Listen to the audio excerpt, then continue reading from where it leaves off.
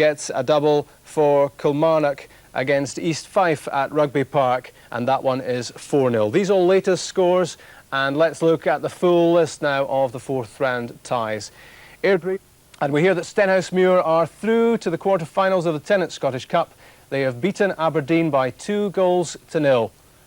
Second Division Stenhousemuir have knocked out Premier Division Aberdeen, who won the cup back in 1990.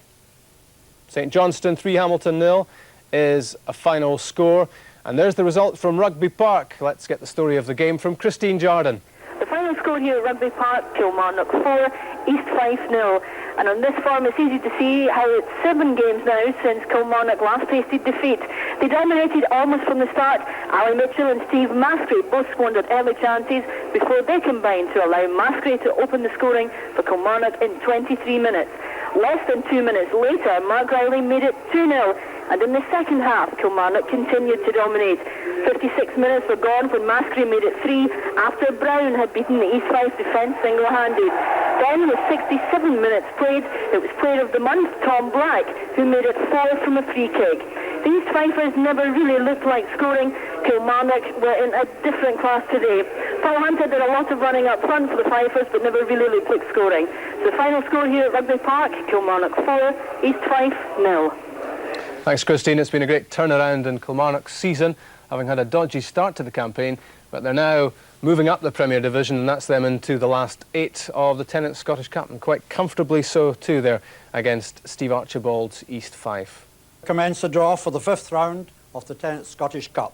Mark, as usual, if you'll select the home teams, and Scott, you'll select the away ones.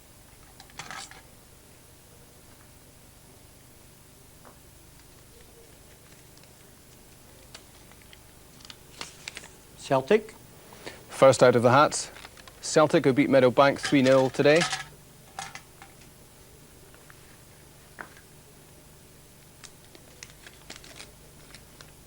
We'll play Kilmarnock. Celtic against Kilmarnock. Tommy Burns will take his present team to play his former one, in fact, at Hampden Park. The match will be played.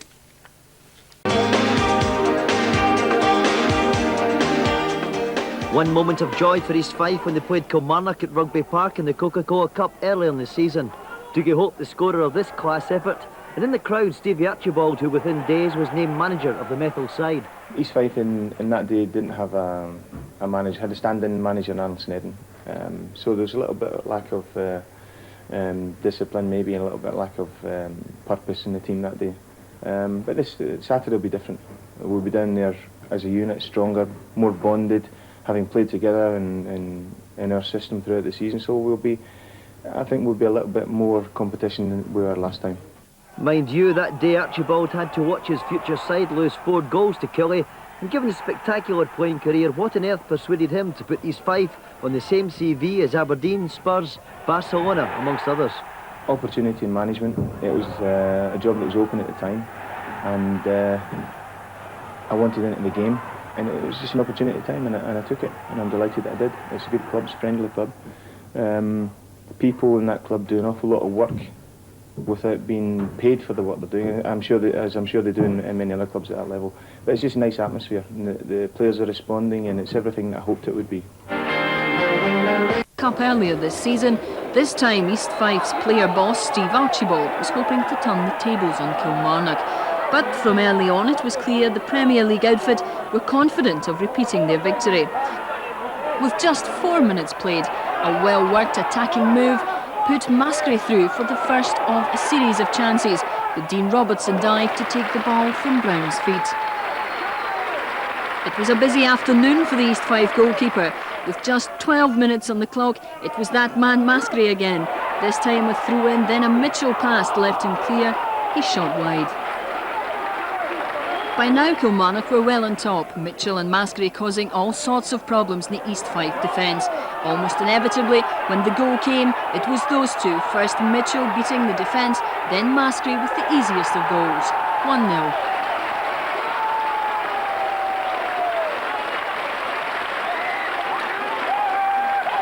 It didn't stay that way for long though. East Fife tried to hit back immediately, their first real chance coming straight from the restart.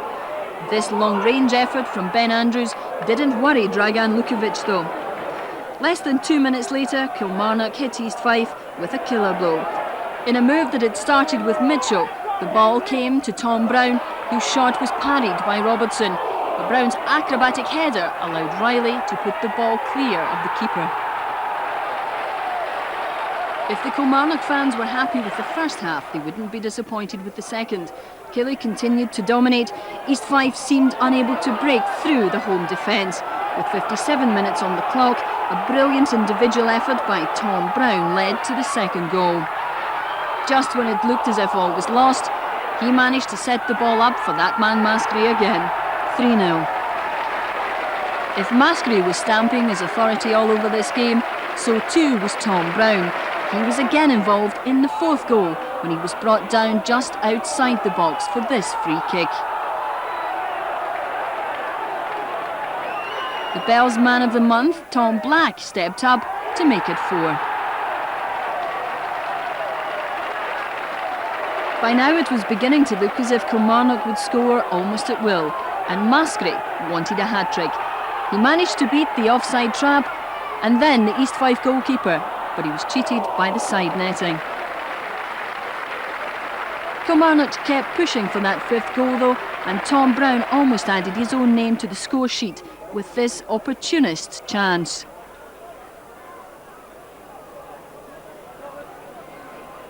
His long-range volley from outside the box was typical of the sort of flair and attacking football Kilmarnock had played all afternoon.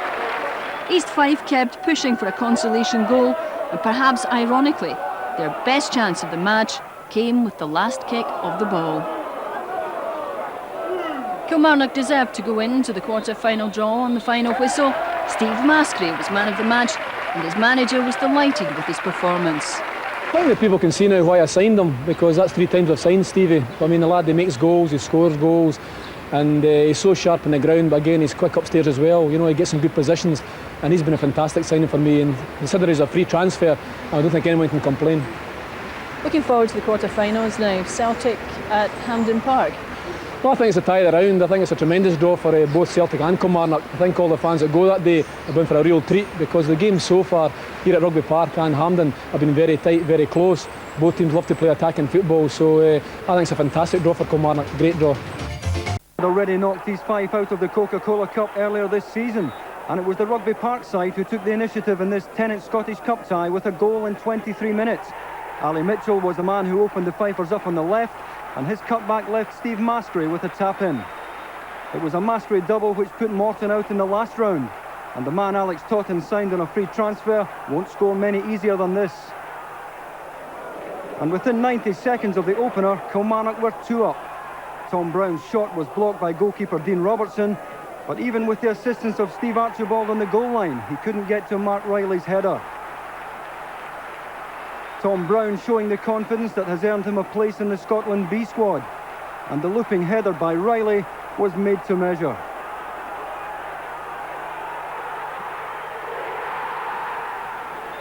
"11 minutes into the second half, and Kilmarnock effectively finished the match as a contest, and Brown was involved again, this time racing through and rounding the keeper, and although Graham Bell blocked his first effort, his second attempt broke to Maskrey, and he put the game beyond East Fife.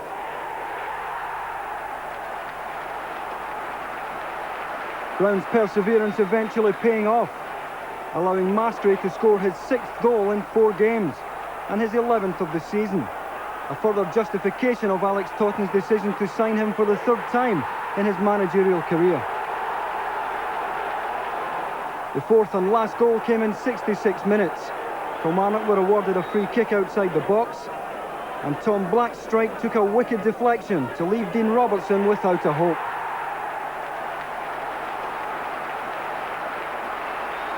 And so it was the Ayrshire club, semi-finalists last year, who went into the quarter-final draw, and that was to pair them with Celtic at Hampden. Well, I think it's a tie round. I think it's a tremendous draw for both Celtic and Kilmarnock. I think all the fans that go that day have been for a real treat, because the games so far here at Rugby Park and Hampden have been very tight, very close. Both teams love to play attacking football, so I think it's a fantastic draw for Kilmarnock.